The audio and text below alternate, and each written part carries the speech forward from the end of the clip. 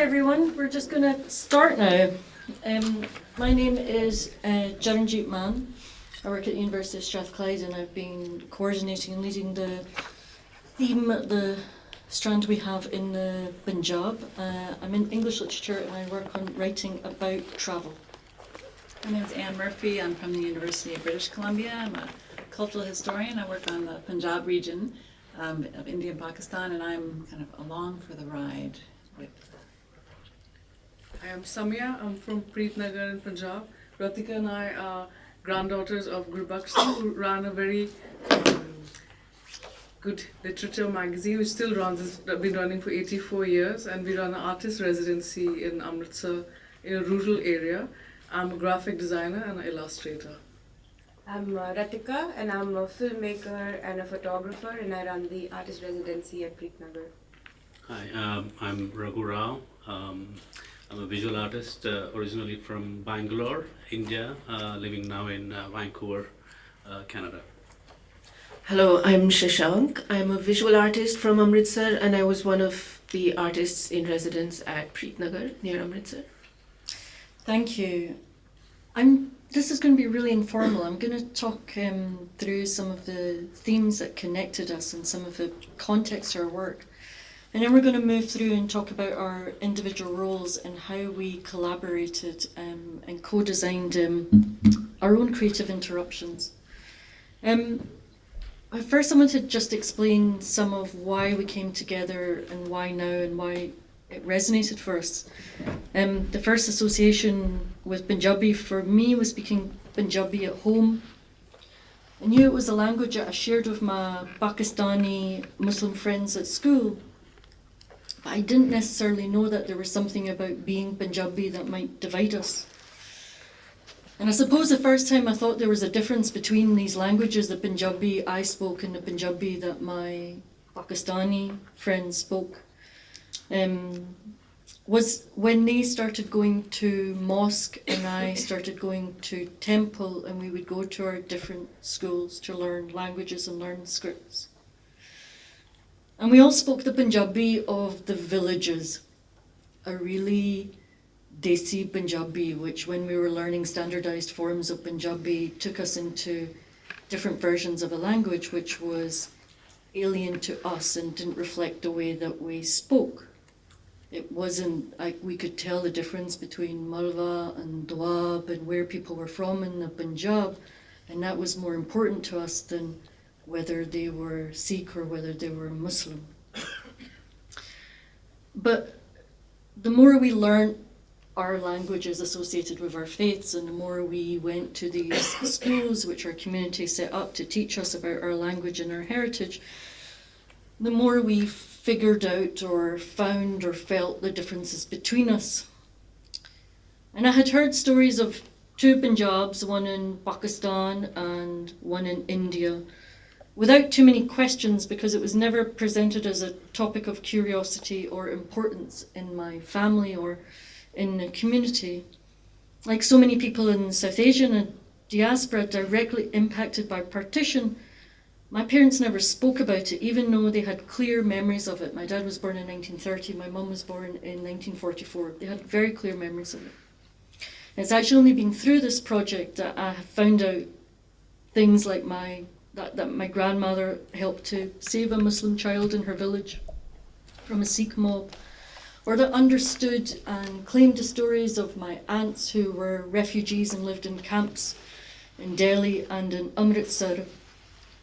And I suppose one of the things that really struck me is how or why these stories were forgotten or not told or kept silent. The Punjab strand of Creative Interruptions was designed to creatively engage with the history and legacy of partition in India and the diaspora. Today we want to talk about a series of collaborations between artists, activists and academics at Preet Nagar, a utopian literary and arts community founded in the 1930s by one of Punjab's leading literary figures, Guru Singh.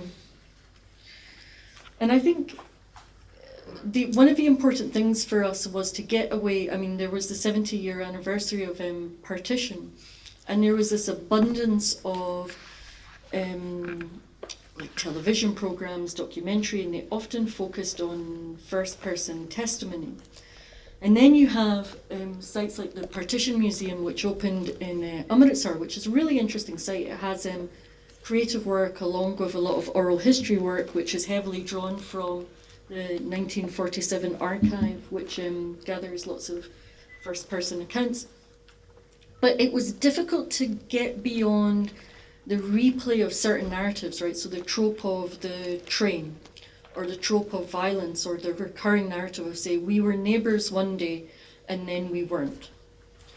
And I suppose there was that, the kind of being able to get away from the reverence that is associated with first-person testimony in order to think about other histories or other stories that we can tell. And then I suppose the other thing that we were thinking about is how partition persists into the present, or how people think about it now. And I think it's interesting, Gurminder was talking about the fact that you can't talk about Brexit without talking about colonialism. You can't talk about almost anything to do with politics in South Asia today without thinking about colonialism and thinking about what happened during partition. So we came to work at Preet Nagar because of its utopian principles. So it was located, Preet Nagar was an intended community of artists and creative practitioners and writers that was located halfway between Lahore and Amritsar, so the two major cities of Punjab. And after partition, it found itself cut off from being the centre point between those two places. It found itself on the periphery, being a satellite town of Amritsar, and being a few kilometres away from what was to become one of the most militarised borders in the world. And despite the devastating impact of partition for Preet Nagar and activities at Preet Nagar, which we'll hear more about, there have been 4 generations living and working at that site, trying to formulate and reformulate what progressive and inclusive politics, ideology, creativity, and ways of life might look like in ways that we can imagine across the border. It's a way of using the arts to challenge local social issues while offering an imaginative connection to Punjab across South Asia and the diaspora. Our panel is primarily about our attempts to run residencies on the theme of partition, recalling and reaching out to the Punjab across the border. The artist residencies culminated in a grassroots festival, the Mela, which you'll hear more about, which attracted over 1,000 people in February of this year. Shown in a repurposed cowshed and in the fields around Preet Nagar, we wanted to celebrate Punjabi culture and create art for people to see without the reverence or rules that can make the word art so intimidating to people. I think the thing that links us to hear more about the specificity of Preet Nagar, of the residencies as we go through, but I think what really links us and what links us to the other strands in the project is an anger and disillusionment with politics now. Rising inequalities, rise in hate crimes, rise in popular nationalisms, attacks on minorities, the criminalisation of marginalised communities. We're living in an increasingly precarious and hostile world, but it's also a time of radical action and of solidarity. And I think that's something that we all felt through the project. And a time to resist and revive a vision for a collaborative, progressive politics, which is something which we'll hear about through Preet Nagar, comes to life in different ways.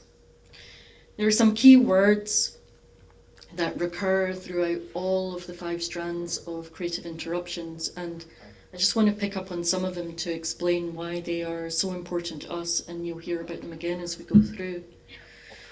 One is to do with grassroots culture, working with communities and not on them. And Samia and Ratika will explain the importance of co-designing our project. One was about state structures. State structures for talking about heritage in Punjab, especially in Amritsar, are becoming increasingly conservative. They really focus on recent Sikh history, and it's a Punjab in India which becomes cleansed of its Islamic heritage and Islamic influence. And that is a deliberate state neglect, which is part of a larger project of Islamophobia. Disconnection has been a really important word in our project. For us, it's been the most obvious form of disconnection we can think of is the Punjab on the other side, but I think one of the things that we were also concerned with is people feeling disconnected from being creative and where creativity takes place, which leads us to a point about radical openness. So there were some mainstream gallery, we were doing these residencies and we were thinking about where to show this work, and there were mainstream galleries in Amritsar who were not interested in the work because they couldn't understand how the work would be pitched or who the audience would be. And when we showed the work and all these people turned up, the galleries were obviously interested in our work, but they were interested in having a capsule version of it that they could commercialize and breaking apart the exhibition in a way, and they thought we would be incredibly flattered because our work was being legitimized, it would then become art. And that, I think we've thoroughly agreed, was incredibly insulting and patronizing. Who has the right to deserve art and who gets to be called an artist or being seen as someone who produces creativity? Creativity, especially the kind of creativity that we've been talking about, does not necessarily cost money. It doesn't require a huge amount of resources. It does require imagination and a will and some love. I'm not going to say anything about anti-colonial activism because it's going to be really clear from multiple generations that this site has been the site of very important anti-colonial resistance. And I think that's one of the things that's been really important for us, is, especially for me being raised as a Punjabi in Scotland, that I'm also very keen to get away from the idea that Punjabis come from the southeast or the Midlands. We also live north of the border. As Punjabis, growing up, we were also, we were given this incredibly conservative vision of fields and these pastoral lives and an incredible religious and cultural conservatism, which could not be further from the truth when you start engaging with what has happened in Punjab, especially in the past 100 years. And I think that leads me to that last point about resistance. I think we often think about resistance as being something that is agonistic, with a placard, with shouting and with activity, and I completely support that, but I think there's an incredibly important form of daily resistance which takes place with some of the work that people are doing and are the people we collaborated with. Just living and getting through requires forms of creative resources which are resistance, which aren't coded that way. I am going to stop speaking now so I can pass over to Anne, who can tell you more about the origin of Preet Nagar and its incredibly important literary magazine, Preet Nagar. Thank you. So I'll just speak for a few minutes to provide a little bit of sense of context for this very special place, again located just on the Indian side of the border, but very close to the border in the Indian Punjab. Founded by an engineer trained in the United States, Singh, who had returned to India, and while he was in the US had started writing in English, and then when he returned to Punjab, then the Punjab, there was one Punjab at that point, right, in British India, before partition. Could you speak up a bit? Yeah. Thanks. Thanks for telling me. So he returned and he founded a literary magazine, Preet Nagar, which you have before you, in 1933. And really, just to give a little bit of a sense of context for that, this really emerged in what was really an explosion of print publications in the late 19th century and early 20th century in India. After the introduction of print, we just see this explosion of vernacular literature in all the languages and many different scripts across all of British India and the princely states. And Punjabi flourished, even though it was not the language of British Indian Punjab. Urdu was the language of state for the province. But Punjabi, and Farid Amir, a scholar from the University of Michigan, wrote a beautiful book in 2010 that talks about how Punjabi flourished in the state of Punjab, despite, and actually perhaps because of its neglect by the state. So because of its neglect by the state, it meant that Punjabi did not become kind of highly politicized and highly kind of instrumentalized by the state. And so you see this flourishing of literature in both the Perso-Arabic script and also in Gurmukhi, so two different scripts that were used for Punjabi all through the colonial period, producing wide-ranging kinds of literature.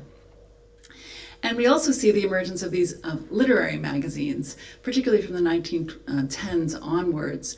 And these, I can't overstate the importance of these magazines, because really what we know of as modern Punjabi literature was born in these magazines, in these literary journals. Many of the things that we look back at and are published as novels actually began as serialized parts of these literary journals. And so Preet Nagar was a wonderful example of that. So one of Gurbaksh Singh's very famous early novels, Unvyahi Ma, Unmarried Mother, which tells the tale of a woman who falls in love with a man who's condemned wrongly by the British to death right before independence, and they have one night together, and then he is killed. And then she is pregnant, and she is an unmarried mother, and he tells the tale of her suffering, of a world around her trying to take advantage of her and not allowing her to live a full life. So a radical kind of rejection in some ways of kind of patriarchal values emerging again in the 1930s and 40s through Preet Nagar. So that was first serialized through the literary magazine, and then it is now known as a novel.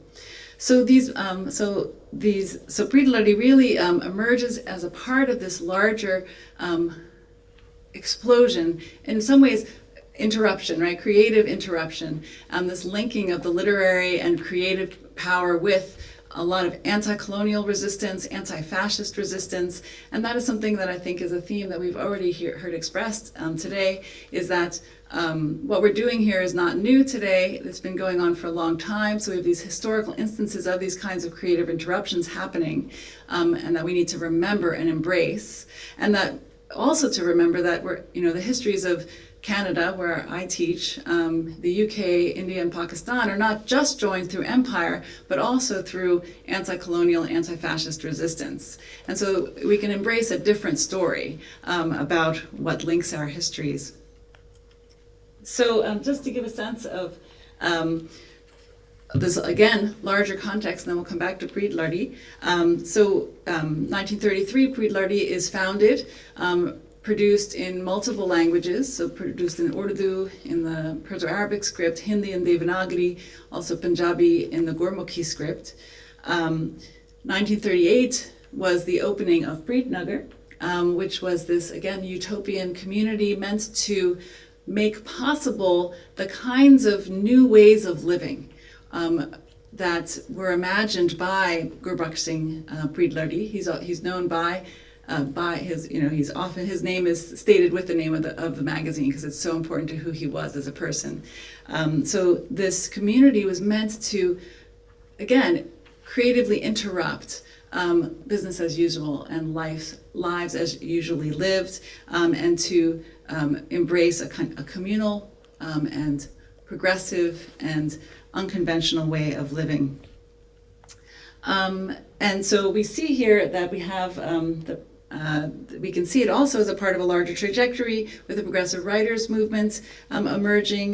We have IPTA, we have the Indian, what does it stand for again? The People's Theatre Association, sorry. So we have this emergence of all of these organizations that are embracing progressive politics, anti-colonial visions, and importantly, again, anti-fascism, right? So these are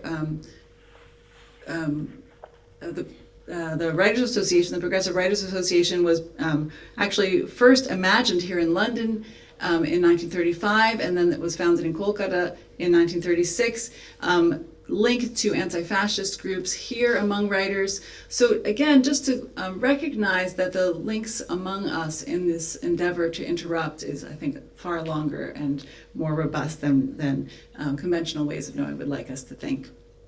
So I'll end there and pass it on to, so there's Preet Nagar, which is really what brought us all together. Hi, so we are living in a village on the border, as you heard, and we created practitioners. We didn't know how, when we were growing up, Preet Nagar would be published on letterpress, and there were all sorts of screen printing ink, and we were allowed to just play with all the printing stuff, and we didn't know what it meant then, but there were all these books in Russian, and we were like, who's reading this? But then you figure out that, it's the progressives movement, and then my uncles had been educated in Moscow, so there's that connection. And Gurbakh Singh's engineering from Michigan, which he came back to India, and he's like, I don't want to work for the British Railway anymore, and he set up this community, and he made beautiful architecture, and they were all friends who bought houses near each other, and they were working on the work they found was important. They were writers, and they had a community kitchen where all the house chores would be done on a rotation, so you're not always washing dishes or cooking. So everyone's working, they're giving each other feedback, and they're living together, and they're looking collectively at a vision of what the new India should look like in the 20s and the 30s. My grandmom was born in Kenya, as part of her family was the indentured labor to build the Kenya-Uganda railway, and they stayed on in Nairobi. And she was educated here in Cardiff, and then practiced at Lincoln's Inn. And during her growing up years in Nairobi, there was a gentleman who used to be very close to them, and he was asked for his identity card, the kipande, and he didn't have one because he was very old and he hadn't applied for it yet. And she saw him brutally getting beaten up, and something in her shifted, and she's like, I can't do this lawyer in England earning money. So she came here again, and then she met Bio Koinange, who was part of Jomo Kenyatta's government and the Kenyan independence after, and she would help him take notes from all the newspapers and help him prepare for his speeches. And this is how her learning began, her second life in a way. And she moved to India soon after and married my granddad, who was a trade union leader for North India. So you see all these different inspiration and travel and different countries, and everyone's looking at problems in a different perspective, but we all have the same base. So we've grown up in all of this, and we're trying to see where we fit.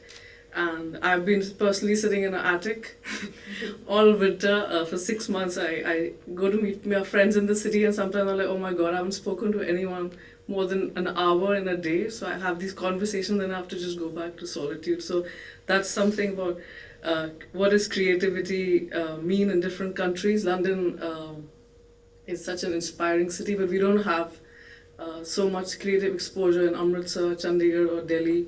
I was lucky to get a scholarship in Italy. So it's really interesting now. My friends who are struggling with art, but some of them have studied in Europe. We are here in India, someone's in England, and then what are these conversations? How do we get inspired? Sometimes we need fuel, and most of them could be conversations, and then you need a very empty space for solitude to create. And then how are these two worlds created and made possible? I work with graphic design and logos and painting and animation. So this is one of the Preet Nagar covers, and I've just been looking through all the old covers, and they're just lying in trunks right now because a lot of them were destroyed during the partition. The offices, there's no archiving. So just looking at some history through time and what was happening in those times, and the advertisement reflects it in some funny way sometimes.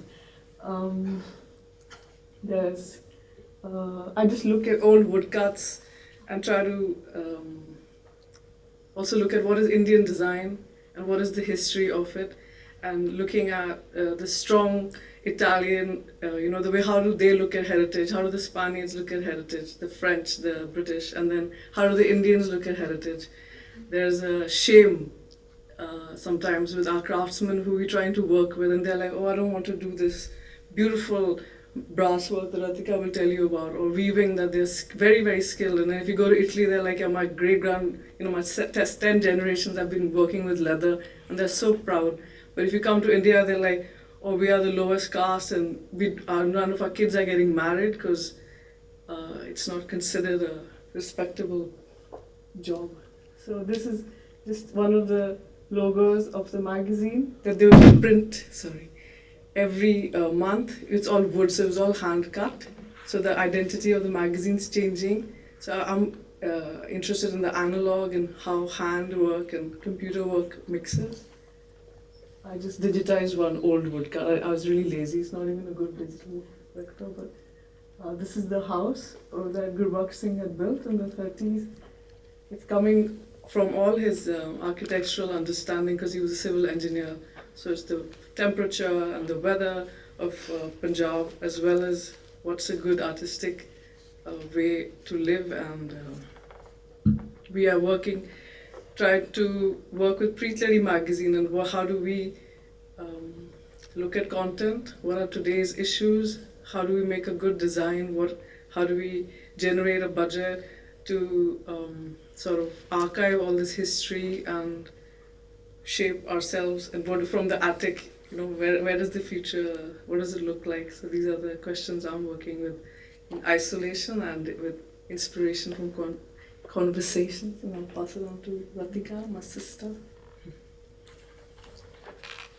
I'm going to speak about how Samia and I are inspired and what inspires us today, and a lot of it comes from the history of the magazine and the space that is Preet Nagar. So in the 1930s, there came a time where intended societies was being thought about all over the world, and with the magazine that we've heard about, these ideas that were being thought about and challenged, there was a need to start practicing that and experimenting with this new thinking.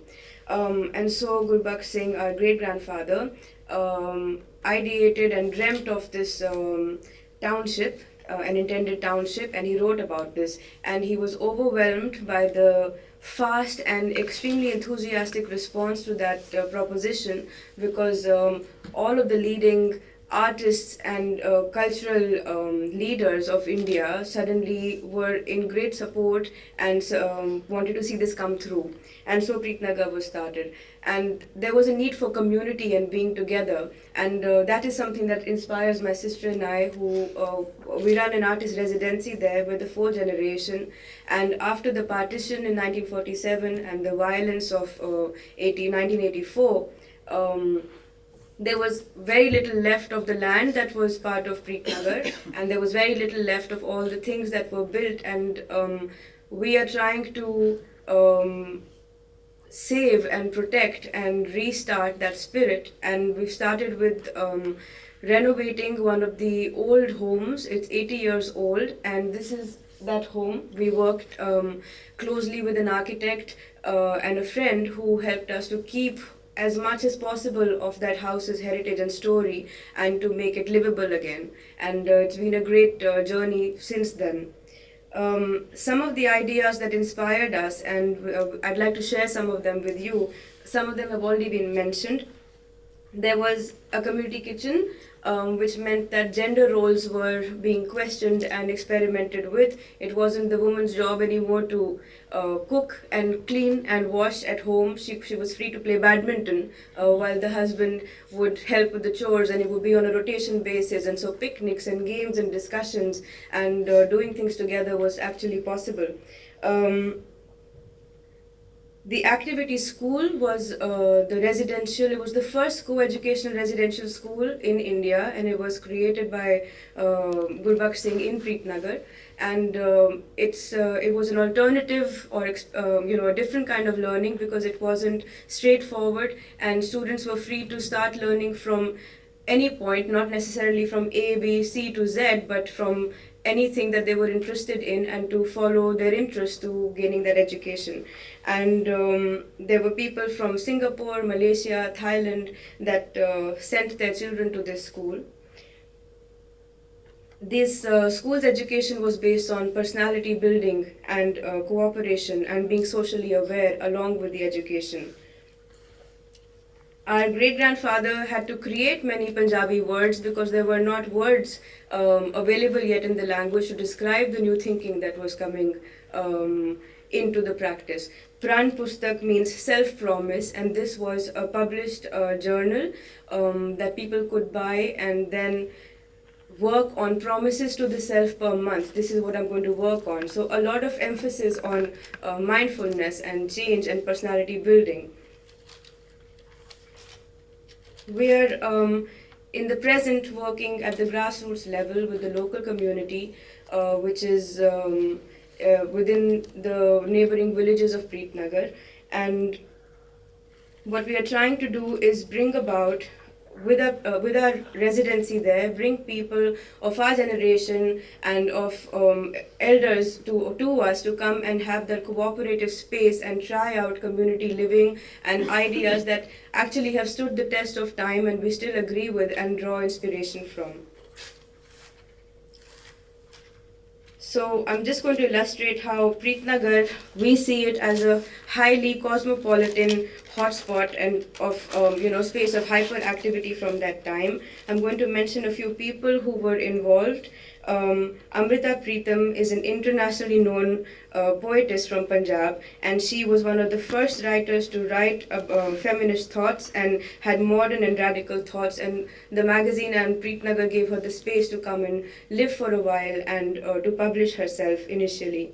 Faiz Ahmed Faiz is a well-known representative of leftist writing and thoughts and lived closely related and lived at Preet Nagar for a while. Nora Richards, who was an Irish-born actress and theatre practitioner, also known as Lady Gregory of Punjab or Mother of Punjab's theatre, she gave 60 years of her life to enrich the culture of Punjab.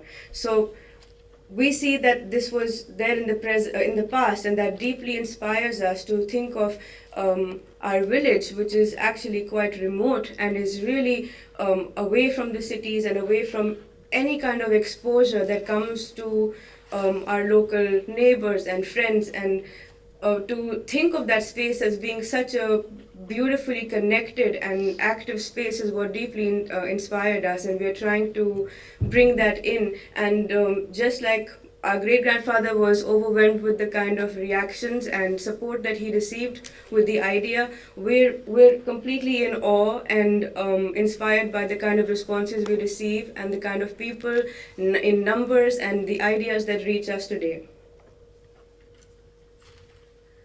One of the questions that we are asking ourselves and collectively today is who deserves art, who owns the art, and what is the reason that we only see arts in the galleries, and why our friends and neighbors in our village don't have the exposure to see situations that they live in and the things that they engage with every day in their lives seen, expressed and questioned in an artistic and creative form.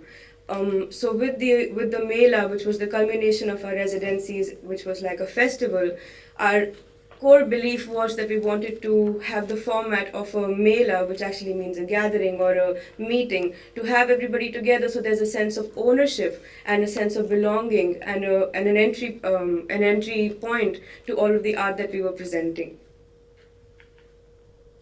We believe that people deserve to understand their environment through art.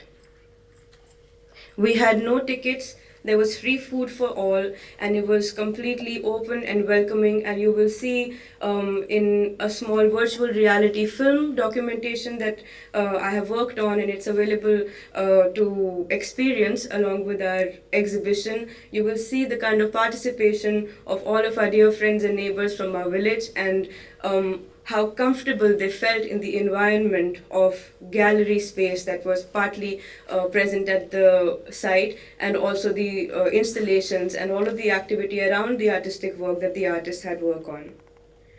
The other thing that happened for the first time with the festival that happened is that we saw how through the works of artists, for example, Raghuji worked on something and he needed somebody to stitch pieces of clothing or embroider text onto a tapestry. And we had young girls who have trained into stitching and work very, very hard hours in the local market of our village. We're not happy with the number of hours that they have to put in, not happy with the pay or the treatment they receive. We asked them to join him and help him along with another artist who was also working with textile. And we saw the growth in them over the period of time that they worked on these projects and how empowered they felt and how proud they were. And when they came to the exhibition and saw the final pieces of work put up, they got friends along, they got family along, and they said, I worked on that piece of work. And we're hoping and very excited to see the kind of networks that form over time so that when other artists come, these are people who will proudly collaborate as independent practitioners and professional workers who will aid and help the artists. And we're also interested to see how the perspectives at the grassroots levels then changes the perspective of the artist that has come in and is trying to create work about the stories that are actually from these areas. And I think there's a slide as well. oh, okay. These are examples of the project that I just mentioned that Raghu worked on. And Samia's project, she was working with weavers in another remote village in Punjab. And this is a great-grandmother of one of the families in the village, and she was telling us about how she collects the cotton that locally grows around a pond in her village and remembers the whole process of spinning and weaving into organic, locally produced, found cotton cloth. We found the kind of reach that these practices during the festival had affect our friends locally much more than government schemes and aids, because this was a very different kind of and very enriching experience for them, and it actually made development possible right in front of us. The kind of employment that was there, the kind of employment with happiness and pride and ownership and new exposure that reached everyone around us was way more effective than all of the government schemes and aids that we have seen reach our village. So it also makes us look at art as a tool of development and growth, which we don't see very often. The creativity continues the spirit of Preet Nagar and Preet Ladi, and that is what the work that we are involved in today. And we have a set of challenges that are becoming apparent, and we have a set of questions that we want to engage with, and that's what I was trying to illustrate and share with you.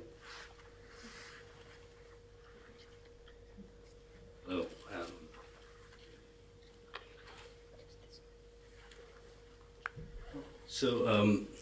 Being a visual artist, I have taken part also in different art residencies, and I've also been interested in art and activism. I have my own personal individual sort of art practice happening at the same time. I'm interested in collaborative art practice where it's also becomes activism. So in this context, as a visual artist, I was trying to help to construct or plan the art residency program, and Preet Nagar was the location. So it seemed apt to make a call and collect a number of artists who could visit, who could come to the place, spend a month together. So we planned two group residency programs in October and November, And while we were there planning, one of the things that made me think was that, again, it's when you look at art residency programs, there are a few different kinds. One is in urban areas where there's a lot of accessibility to galleries, to different kinds of studios, material, and stuff like that. And the other kinds where they are in rural areas which are quaint, which are beautiful, exotic. So being at Preet Nagar, one of the challenges was there is this strong, very powerful past history of the place, being at the border and having, there are lots of people who are still remember the partition and having gone through the migration at that point in time. At the same time, it's a village with beautiful, typical Punjabi landscape. So the challenge was to bring artists there and then throw them in this space where they would together figure out, meet people, walk around, and come up with their works of art, and you have the result is there to be seen at the exhibition. So what was also the advantage was the Preet Nagar family at Preet Nagar, because it's run by people who run the magazine, who manage the residency, who manage the magazine. So there's also this references for the artists to look at and then create art. So it was, as an artist for me, before talking about my own work, I would like to also mention how different artists figured out their own ways and their how and what they would want to say with their works of art and different medium they had with them.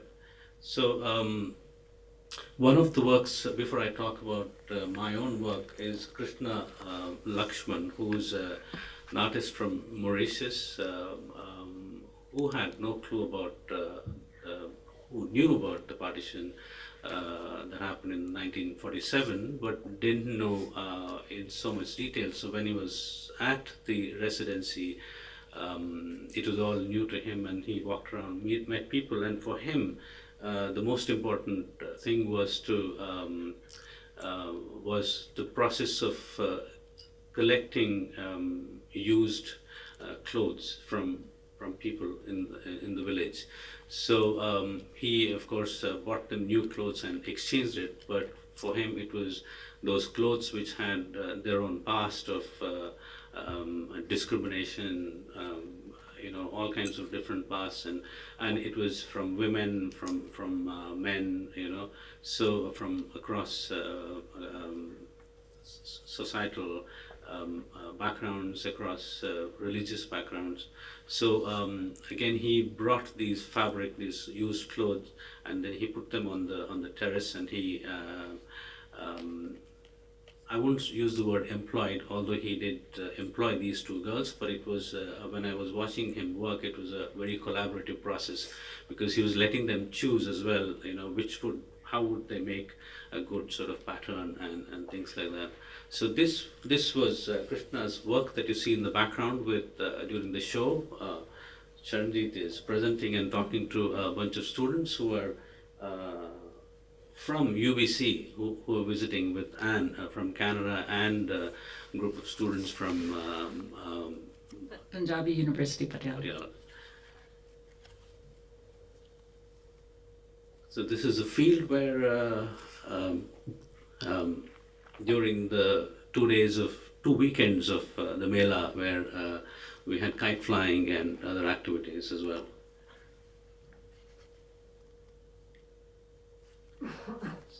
So this is my work, where again I would like to say I worked with these two girls who worked with Krishna as well, and then my idea was, I started off, again, I was there with the idea that I'll look around, walk around and see what the space offers me. And then I did come across a dargah, which had a long history, which was supposedly been there even before Guru Nanak Ji, and then he was supposed to have visited the place to meet the peer there, and there's lots of these kind of anecdotes, stories there. So I thought I'll start with the my work based on Dargah, which is just across the border, where there are no Muslims living, or very few Muslims living there, visiting the Dargah, and the Dargah is being maintained and looked after by the Sikh community and Hindus from off the village. But it somehow didn't lead anywhere, and then I started interviewing. I found an old man who talked about his experience of partition, and then I spoke to Mr. Ratika, who is the manager of Preet Nagar magazine. So I made a video using these two stories from these two people with some illustrations and drawings, and then I wanted to, while I was discussing, talking and listening to these two people, I realized, it's I wanted to call it Duje Paase To in Punjabi, which means from the other side. So, which is, the old man, when he was 11 or 12, moved from the other side, physically migrated, but there's also his past, his memories are on the other side, and then he visits the other side to go back to his village, and then to meet his old friends. At the same time, Ratikant was talking about visiting Lahore and attending festivals, and so these kind of ideas and thoughts and memories from both sides. And then a friend of ours from Lahore sent on WhatsApp his narration of a poet on partition. So it was coming from the other side by WhatsApp, and it was used in my video. So I wanted to use both the Shamukhi script and the Gurmukhi script, and projection is in between the fabric. Thank you very much. I hope you get to see the show. And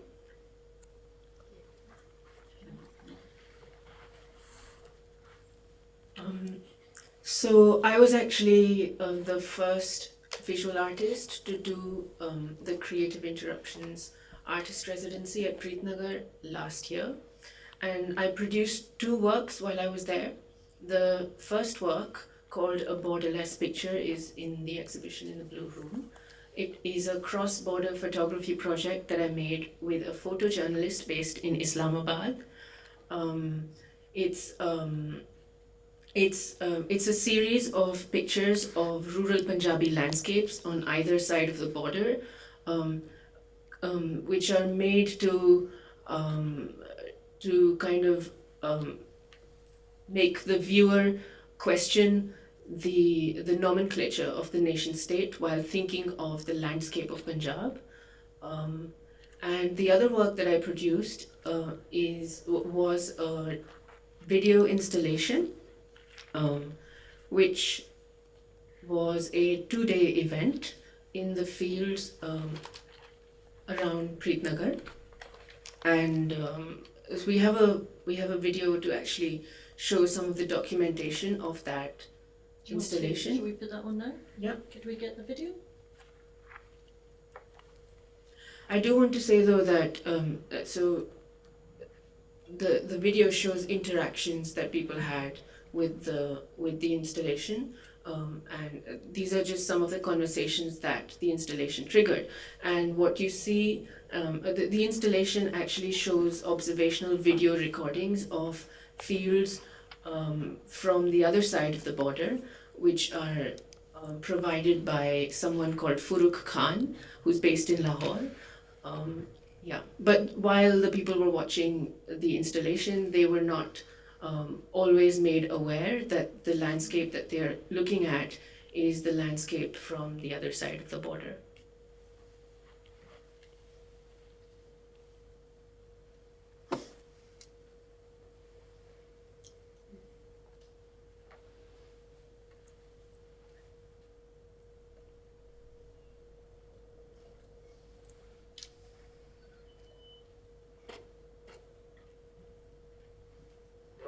ਹਾਂਜੀ ਸ਼ੋਕਾ tree ਆਉਂਦੇ ਨੇ ਜੇ popular ਆਉਂਦੇ ਆ ਵੀ clips ਪੈਦਾ ਨਹੀਂ ਹੋਣਾ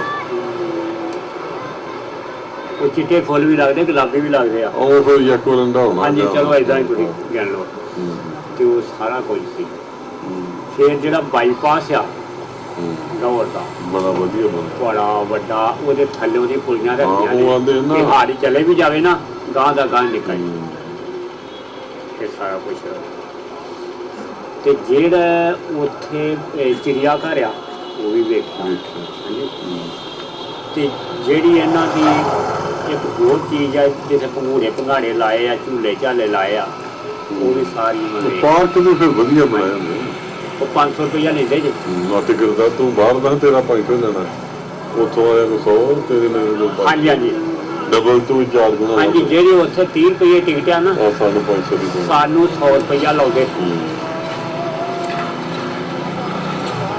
ਤੇ ਜਦੋਂ ਅਸੀਂ ਗਏ ਨਾ ਤੇ ਬਾਗ ਆ ਜਿਹੜਾ ਕੀ ਨਾਂ ਉਹਦੇ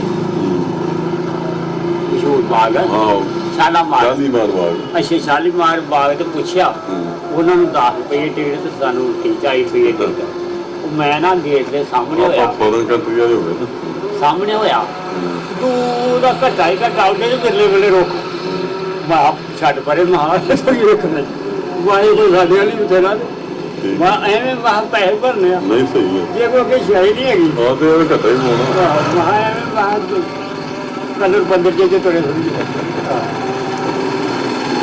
ਠੀਕ ਹੈ ਇੱਧਰ ਵੀ ਹੋ ਗਿਆ ਤਾਂ ਹੀ ਆਵੇ ਰਹਿ ਜਾਂਦਾ ਇਹ ਪਾਕਿਸਤਾਨ ਦਾ ਰਗਾਉ ਨਵੀਂ ਦੱਸ ਦਿਨ ਲਾ ਰਹਿ ਗਿਆ ਸਾਲਿਆਂ ਤੋਂ ਗਰੀਬੀ ਆ ਦੇਖੋ ਠੀਕ ਗਰੀਬੀ ਜਵਾ ਸਟੋਰੀ ਕੋ ਪਿੰਡਾਂ ਜਾ ਕੇ ਦੇਖੀ ਆ ਸ਼ਹਿਰਾਂ ਦੇ ਦੇਖੋ ਠੀਕ ਸ਼ਹਿਰਾਂ ਠੀਕ ਹੈ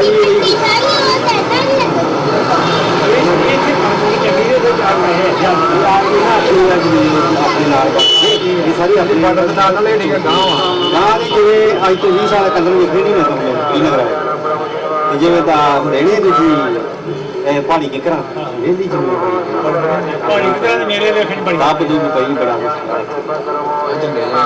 ਇਹੋ ਜਿਹੜਾ ਪਾਕਿਸਤਾਨ ਦਾ ਵਾ ਉਹ ਆਮ ਘਰਾਂ ਦੇ ਜਿਵੇਂ ਕਿ ਗੁਰਦੁਆਰੇ ਨਹੀਂ ਇਦਾਂ ਥੋੜੀ ਥੋੜੀ ਜਗ੍ਹਾ ਜਾ ਕੇ ਨਾ ਮਸੀਤਾਂ ਬਣੀਆਂ ਤੇ ਉੱਥੇ ਝੰਡੇ ਲੈ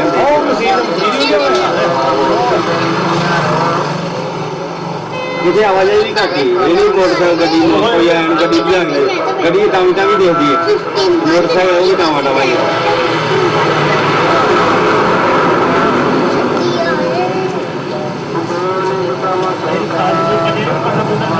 ਉਹ ਗੁਰੂ ਕੀਤੀ ਹੈ ਉਹਦਾ ਸੀਸੀਟੀਵੀ ਕੈਮਰਾ ਆਲੇ ਥੱਲੇ ਨੇ ਦੁਕਾਨ ਪਾਈ ਆ ਇਹ ਆਪਣਾ ਇਹ ਘੁੰਮਣ ਫਿਰਨ ਜਾਂਦੇ ਆ ਸਾਡੇ 400 ਰੁਪਏ kilo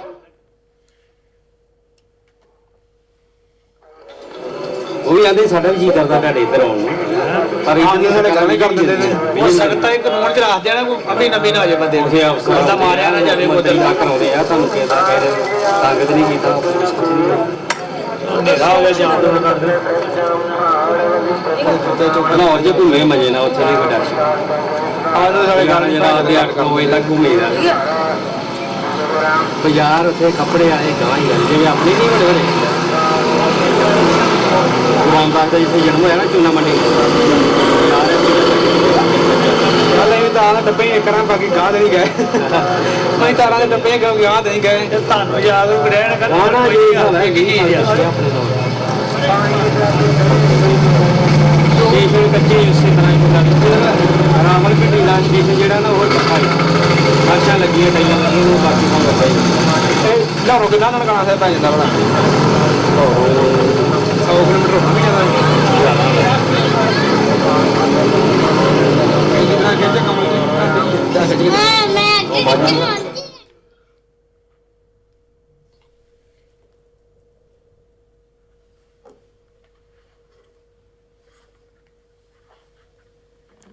So I designed this installation as a site-specific project, and the nature of that was such that it only gained meaning from its presence within that landscape. So if when we were thinking about bringing the work to London, it was just not possible to bring this work here because it was important to see the landscape merge with the landscape of Punjab, of Indian Punjab.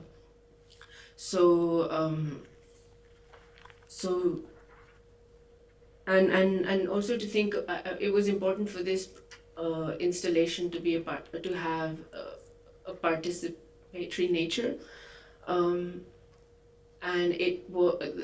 also some of the meaning that that this installation gains from interactions that are interactions and conversations that are triggered from people looking at the work was kind of central to my plan. And yeah, I think that's... Shashank is extremely secretive. If you go and see the exhibition, there are fields, and you can't tell if the fields are pictures of Indian Punjab or Pakistani Punjab, and he will not tell you which is which. So please go and try and figure it out for yourself. Samia and Ratika, would you like to briefly talk about the work you produced as part of your residencies? There are some slides if you'd like to. They're at the end.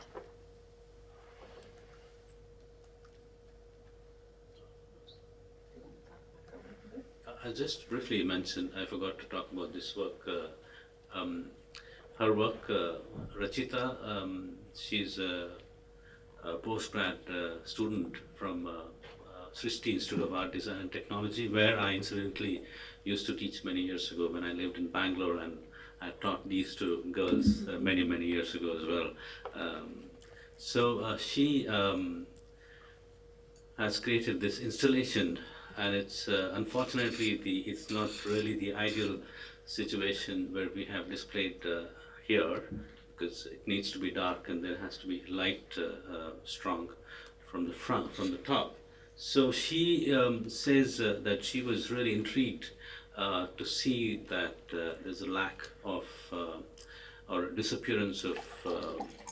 She said Urdu as a language from Punjab, the present day Punjab, and also I think she implied that it is Shamukhi, the disappearance of Shamukhi script and Persian words from the language.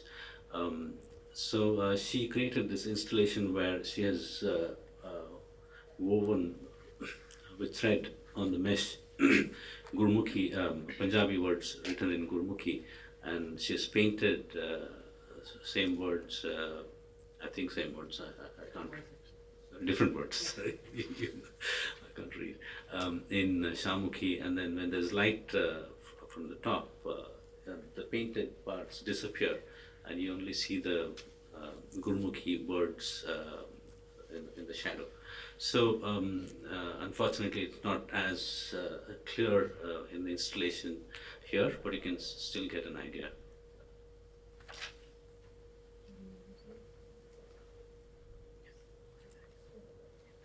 So I was telling you about my grandmom in Kenya, Sheila Didi. She gave up her practice here and she moved to India, married Madan Lal Didi, who was the trade union head for North India, and worked for free all her life for women and people who could not afford law, and fought for them. So, you know, when I was in Delhi, I was in a job, and after 2 years, I'm just like, I can't do this. And you leave the job and you're trying to call home, and, you know, people should tell you to stay in the job, but family will mostly be like, hey, you know, none of us have ever stayed in jobs, so we can't really help help you sustain that image of how you should live your life. So one ends up quitting after 2-3 years and coming back home and trying to see what to do with the skill set we have. And in one of my jobs, I was working with the Sikh History Museum in Anandpur Sahib, and I was given this big pile of letters of pre-colonization of India. And just reading these documents, it's shocking. It's, you know, just the study, the research of how to colonize India, and the sentence that really shook me was, everyone is so happy. There's so much money. There is so much rich textile, gold, festivals, music, and to ever colonize these people, we must make them hate their culture and make them ashamed of it and embarrassed of it and make them look to the West as something they should become. And that was the psyche that is broken, and that's how, you see it everywhere as we travel and work in the country. And I love drawing, so my passion is drawing, and I've watched these fields as a kid growing up change through time. Different crops are growing at different full moon and really hot summer, and then there's the idea of nothingness. There's nothing in the rural area. There's nothing here. You have to go to the city to work. So I wanted to make some drawings of this nothingness, and I made 2 paintings, and I had an opportunity to work with a tsunami-affected program in Japan, and they are looking at disaster and what do we do through design, and product design came up as a effective solution.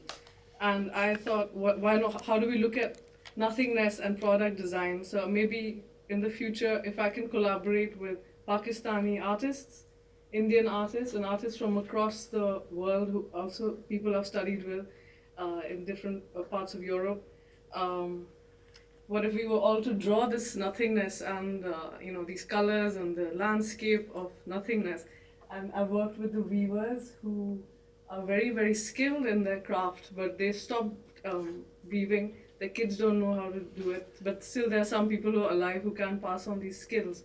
So color from these paintings, and the weavers interpret these paintings in their own craft, and these are tea towels printed on cloth, a painting on canvas, and this is the case, which is the traditional Punjabi blanket. It can be also worn as a shawl.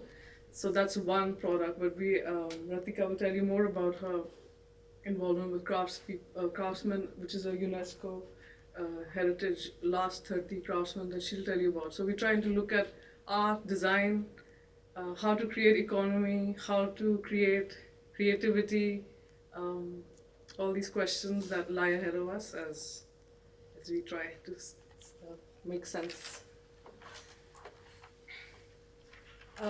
Jandiala Guru is a metal crafts market, and historically it was a very important market because all of the utensils used in households as well as in temples and gurudwaras were made by these craftsmen, and they live in a neighborhood which is they have their homes and working studios, workshops in the same household, and the families pass on these traditions generation to generation.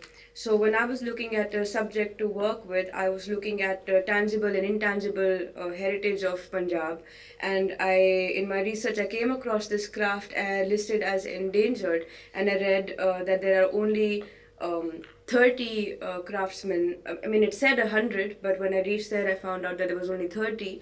There are only 30 craftsmen of this craft left in Jandiala Guru, which is 1 hour drive from Amritsar.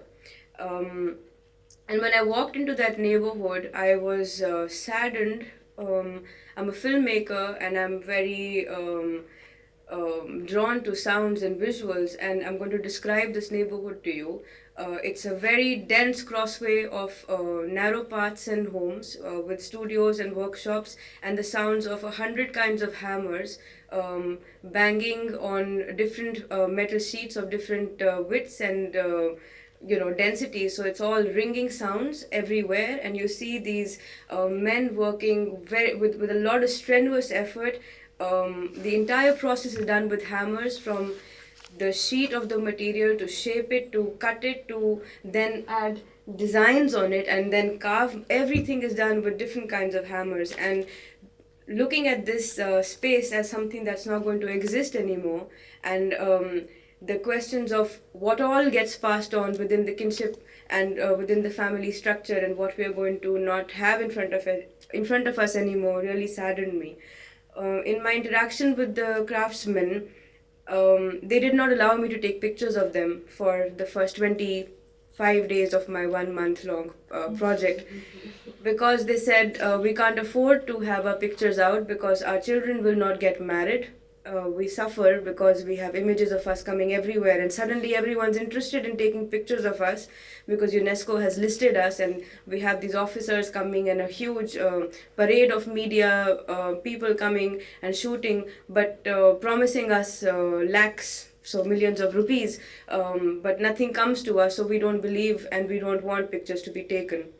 I wanted to study what this aspect was of them not wanting to have their image being taken, and we came to an understanding when an elderly man very patiently explained it to me.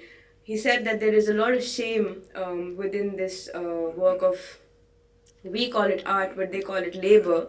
It's looked upon as labor. Their payment is made with weight of the metal and number of hours spent hammering. So it is not recognized as a form of art or craft, and is equivalent to nailing, hammering nails into a wall, for example. And the shame that they felt is very deep. The workshops that they work in cannot be clean. They're messy, and as artists we know how to appreciate that and understand that, but the local community around them look at it as dirty. So the ash from the process of polishing, the dust from the the process of sandpapering and stuff like that. So to convince them to let me take pictures, I understood that I have to become a part of that craft and not look at this as photography as a lens and taking images anymore, but as a representation of the very material that all of this is about, and which is the different metals of copper, and in Punjabi we call them pittal and tamba, and the different kinds of metals. And so I started thinking of it as a collaboration between the lens and with the material that is the source of their income and craft. And it worked, and then some work of reflections started to come about, and I thought I was trying to create portraits that would illustrate the going awayness of the craft and the last bit of it. So that's what I was hoping to do. When I asked them what they think about reflections of themselves in the metal, they were very happy, and they said that they would allow me to photograph them. And in the last 2 days of my project, they let me do a more photojournalistic photo shoot of the whole space. So I've exhibited both these parts of my work. There is also a video because I wanted you to visit this space and listen to the sounds and see the rhythms. It's very dance-like because they use their hands and their feet. Now this is the craft that has come down 8 or 9 generations with no machines. So how do they coordinate their hands and fingers and toes and feet to move the piece that they're working so that it's efficient and there's a rhythm and no time is wasted. So I hope you'll enjoy the sounds and images of this space, and that we can question whether it's worth not giving importance to such craft which has taken hundreds and thousands of years to come into place because we have the privilege of ignoring it. Thank you. Yes.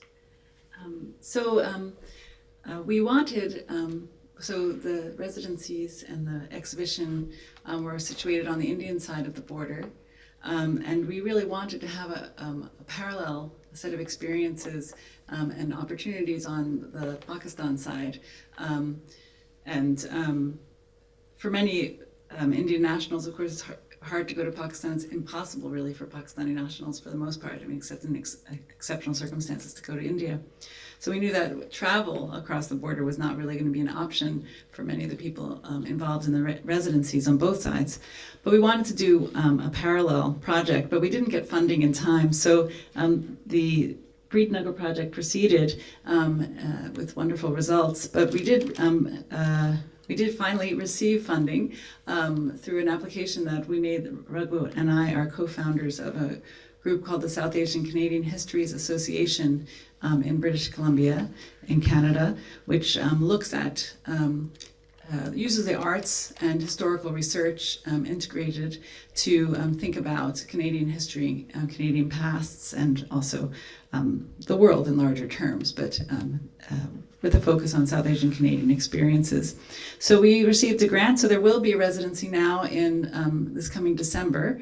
There'll be 3 Canadian artists, Raghu is one of them, and 2 other Canadian artists, and then 2 Pakistani artists who will come together at Beacon House National University, which is our partner in the project, and they will produce work and have an open studio display of their work there. We're still talking about whether or not it's possible to bring the Indian material to Lahore, etc.